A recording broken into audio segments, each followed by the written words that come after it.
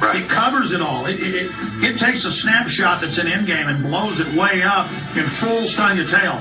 You know somebody who's black who thinks Planned Parenthood loves him and Obama loves him when he, by the way, doubled the funding for Africa for this stuff?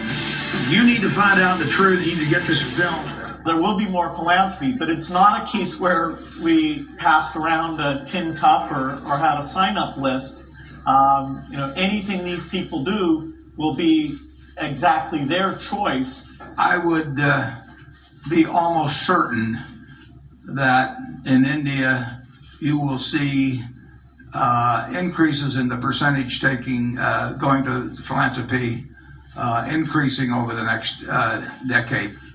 When you're lucky enough to have a great success, then you have a question. Are you going to choose to spend it on yourself? Are you going to choose to have your children start as incredibly wealthy people? Or do you want to give it back to society? And everybody has a choice on this, but all four of us here have decided that making sure the wealth goes back to society is what gives us pleasure. We think it's the best thing actually for our children as well, that they're independent and make their own way. In investing, I'm looking for things that are almost sure-shot certainties, that where I understand the business very well, where I think the probabilities that I'm correct in my analysis are very high, where I'm going to see the results in a reasonable period of time.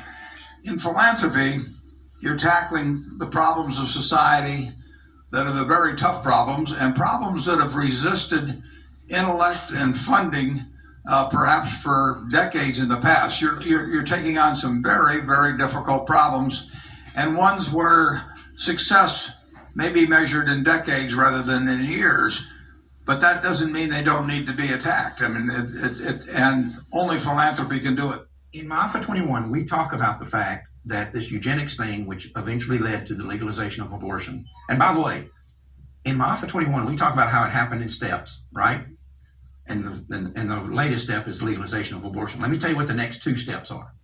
The next two steps are government-funded abortion, and the one after that is government-forced abortion. Those are the next two steps in this process if we don't stop it. Right. Now, we talk about all these ultra-wealthy people, and we talk about the Rockefellers and the Carnegies and the Fords and those kind of people that were eugenicists and funded this thing. And people have this tendency to think, well, that was then and this is now. That was the 20s and the 30s and the 40s and maybe up until the 50s and 60s. Think again. Warren Buffett has started an organization now, and here was an article that was in the Dallas paper just a few weeks ago. He started an organization now to get billionaires to give significant percentage of their wealth into a fund that he's created. He says he is going to raise $600 billion. Now, he started it out by putting 46 billion, no, we're talking about billion, not million, with a B, 46 billion into it himself. Now he's gotten Bill and Melinda Gates, which is no surprise. They've been in the eugenics movement forever. They started Microsoft. They've given billions. Ted Turner, T. Boone Pickens. I would have never thought T. Boone Pickens would become part of this. My husband's heart is broken over that. T. Boone Pickens is in this deal. George Soros, Ted Turner. They're all committing to this. They're all committing to give at least half their wealth into this fund. A big part of this fund is going to be used, by their own admission, for population control, birth control, and abortion. Currently, there was an article in the New York Times, we have a copy of that here as well somewhere, New York Times a few weeks ago, by a woman named Emily Brazelton, who's a slobbering pro-abort, just championing this guy. It was revealed in there that Warren Buffett is already, today as we speak, giving $150 million a year to the University of California at San Francisco to recruit and train abortionists. $150 million a year. But here's how they get that $150 million a year. We talk about billions versus millions. Right. Well, what Warren Buffett did is donate $2 billion into a trust fund. And then the interest that they raise off of this is $150 million a year that has no fundraising costs associated with it. So it's just pure profit that gets pumped into the fellowship of pro-choice physicians. I don't think the entire pro-life movement raises $150 million a year. No way. But that's If the they amount. are, I want to start getting some. Well, the entire movement doesn't get $150 million a year, but off of $2 billion, just two, they're able to generate $150 million a year. And he's talking about raising $600 billion. I was telling my daughter the other day, I said, she's 20 years old, and I said, when you hear these numbers that we hear talked about around like about the budget, $1 billion and $20 billion and $1 trillion, it's hard for you to keep that in perspective. It's easy to lose. $1 billion is 1,000 million. So what he's talking about doing is putting a trust fund here with $600,000 million. Right?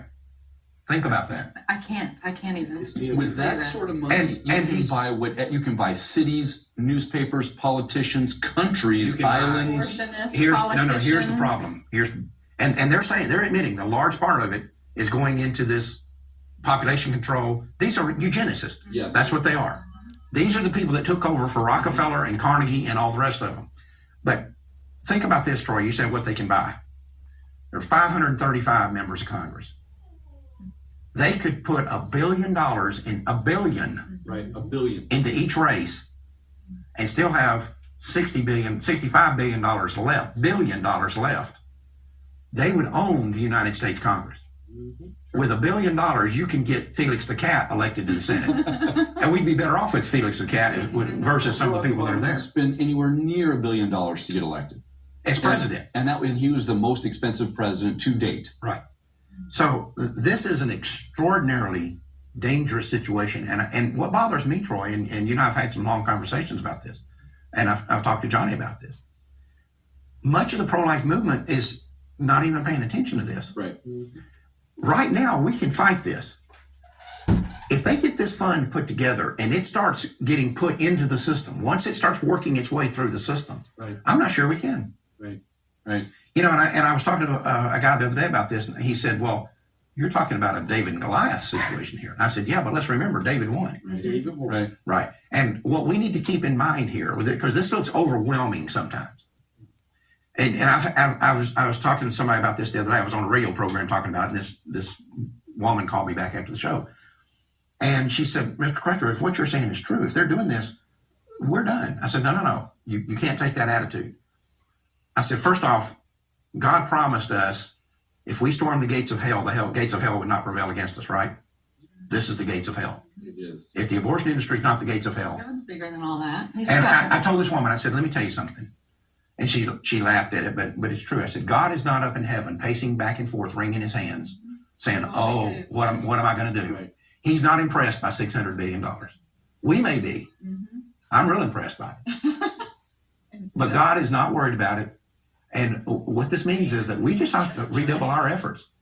And we have to keep working at this and fight these people. But if you watch My Alpha 21 and you see this as a historical document and say, oh, this is interesting, right, but this all happened years ago, and it's no. It's happening right now. These are the people right here. T. Boone Pickens, Warren Buffett, George Soros, Bill and Melinda Gates. These are the people that when the Rockefellers and the Carnegies and the Fords died out, they took them. And they took a caveat on that too, because it's back then they were real heavy on eugenics and the feeble-minded, etc., and the purity of the races. There's just a little tweak to that. It's this green perspective. Oh yeah, right. The greenest thing you can do is to kill your child, to sterilize yourself, and not have any children. And all these people are greennicks. Right. Ted Turner, Gates, etc. And so what they're going to do is they're going to present the same eugenic package in just a bow, with sugar coating. Right. And they're going to say, we need to save the planet. And we need to do that by killing more kids. And a lot of people are going to be buying it. They can buy the Animal Planet. They can buy Discovery Channel and just present this whole thing in a more palatable situation like this. Well, remember we had